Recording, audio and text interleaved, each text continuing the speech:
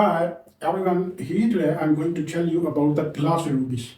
My friend asking the question, what is the difference between the ruby that is glassfill and the rare ruby? What's the difference basically? Basic difference is the ruby glassfill is also a ruby from the mountains, and the glassfill ruby are also traces and also mined from the different areas, different places as like the real one.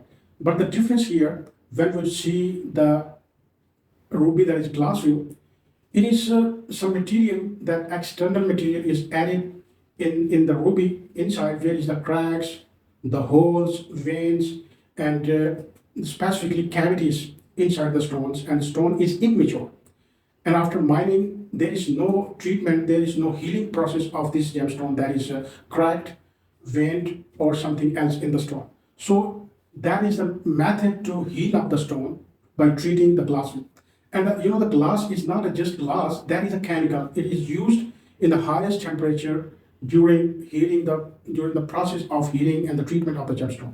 So these additives, like a chemical after heating and after all completion of the process that is going on in the furnace, after that, when you put in and soak with that material, the stone, after opening the furnace, after heating, you see that the materials, that is additive material you added, that penetrated in the cracks, in the cavities, and it is used as a filler.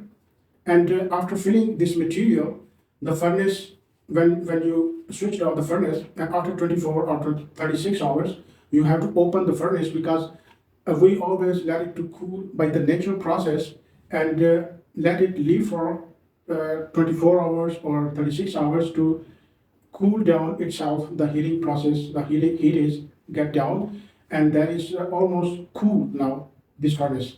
And after opening the stone, after opening the furnace, you will see the stones are little shiny and lustrous, because the outer area also filled with, and internally the already glass is penetrated, the chemical is penetrated in the cracks, and it was cooled as it is in the stone where the cavities, and penetrated inside and healed up already the cracks and the cavities.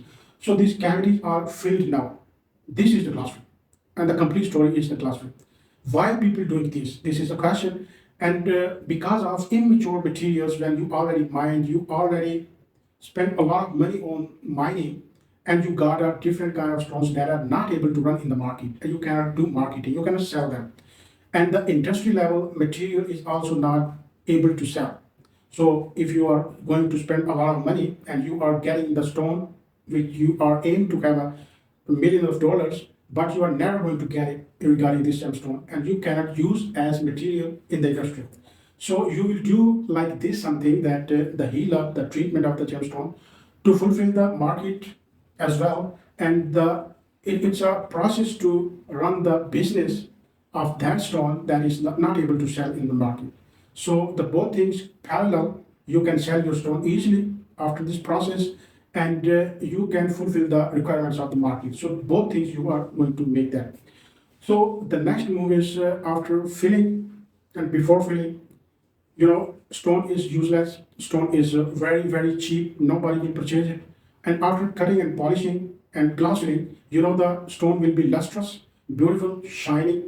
And after cutting, it will look totally different. So you can use in the cheap silver jewelry, in other metal jewelries, and you can fulfill the requirement of the market. So this is the basically mystery, the people using that stones, and in my opinion, there is no benefit of glass filling stones. And you never wear for the purpose of healing. You always buy them for the beauty, to wear the gemstones, to wear a jewelry. So that's a good material to wear. So the real stone, when we're talking about the real stone is the material that is mostly expensive stones in the ruby especially, and millions of dollars per carat already sold in the history.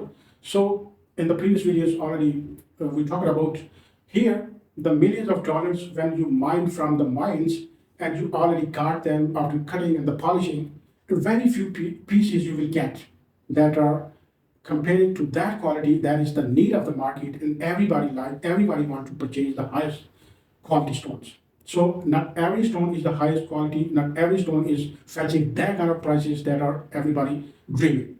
So here the prices are few per, for example, if you get in the season 10 kilogram of the ruby by mining, and after cutting and polishing and after thoroughly examined, you will get maybe only the 10 pieces that will compete all your expenditures, all your efforts, and your desires.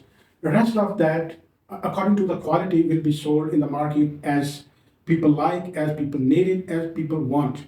But the highest, the creamy and the jelly material will be sold in other hands.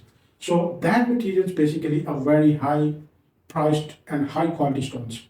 So the real stone is always no need to heat treated, and always not needed to glass fill, because of if a stone, for example, that has every quality, that the color is good, there is no cavity, there is no intrusion, there is a good size of the ruby, so there is no need, there is no deficiency of anything, so we have to treat that stone. So we heal that stone. So if something is already sufficient, and we cannot make more struggles and the efforts to make it more glorious, it is impossible. What is, we use additives, because when we use additives and the chemicals in a good quality stones, that is also zero, and nothing you will get in the market, because if foreign particle will be added in the material of real one, original, that is compromised. So price is already, you lose. You lose even everything. So the glassfilled rubies price is $1 to highest price, highest level prices, you can get $10 per carat.